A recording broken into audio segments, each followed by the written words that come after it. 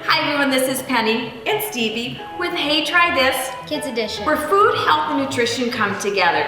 Stevie has a nut allergy and she has asthma, so these recipes are designed for her. And very good.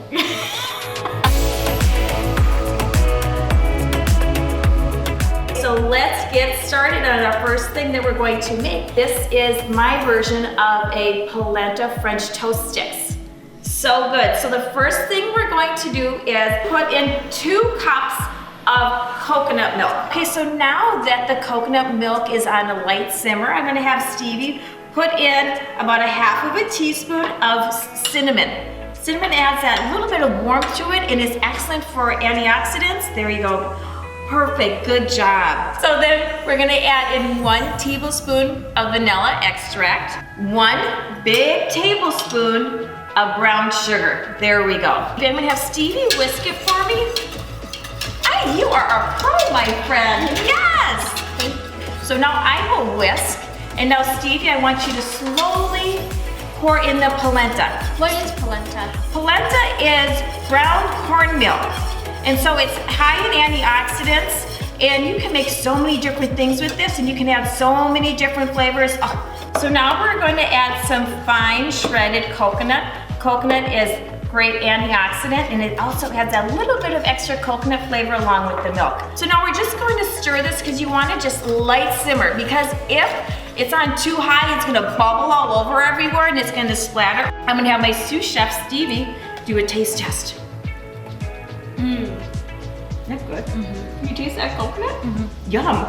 I think we could just stand here and eat it right out of the pot, don't you think? Yeah. Pour it out on the parchment lined cookie sheet, and she is going to make certain that it is evened out in 1 layer. Once that is done, then we just let it cool, because then that's when we make it into the French toast sticks. We're gonna cut all the pieces into about the size of an inch, just go straight through. Now we're gonna cut it in half. Amazing job, there you go. I think she's trying to take my show away, isn't she?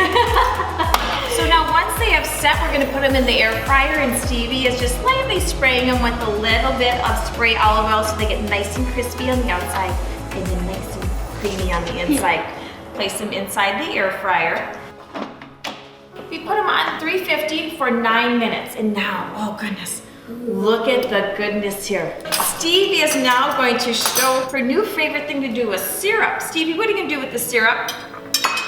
I'm going to take this. I think we did a mixture of a little bit of salt, a little bit of pepper, and a little bit of garlic powder in there. We're gonna add that to the syrup, right? But I find what happens if you add a little bit of salt to something sweet, doesn't it make It brings out the sweet. Yes, exactly. So, and then we have some toppings here that we can add to our French toast. So you do whatever you want, and then we will do the taste test. So you are doing a great job. Look at that. Perfect, here we go. You ready? Ready. Yes, let's do a taste test. Oh, oh my gosh. Aren't they good? So another option for the coconut polenta mixture is you can roll those into bite-sized balls, and then you can roll them into other different things that you like. I picked melted chocolate chips and coconut chitters. Very good, yes, yum. Once you roll the polenta bites into little balls, put them in the freezer or in the refrigerator for a few minutes so they get a little bit more firm, right? Yes. Yeah, because what we're finding out is that they're a little bit too mushy, but still tastes amazing. Right, Stevie? Yes. What is one of the hardest things for you to do with a nut allergy?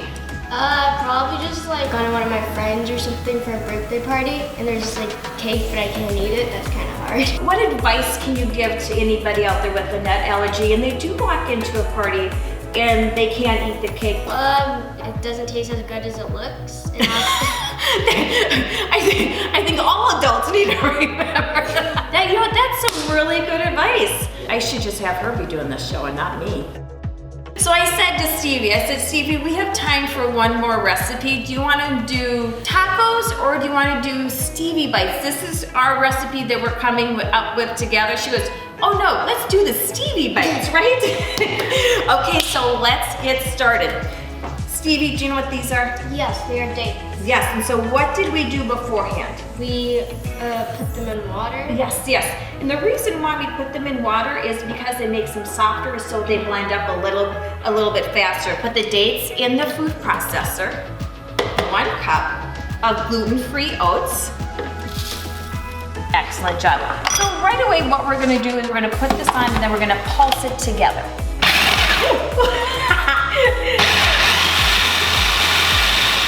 Okay, perfect. Just reach right on in here. You want it to have like a pebbly feel to it, right? Okay, there we go. We're gonna put it back in. Now we're going to add vanilla. Perfect, excellent. Now we're going to add fresh lemon juice because it's gonna give it a nice little sweet tart flavor to it. A little pop of flavor. Exactly, exactly. A pinch of salt, because what did we learn today? That if you add something more like salty and you mix it with sweet, it brings out the sweet and everything.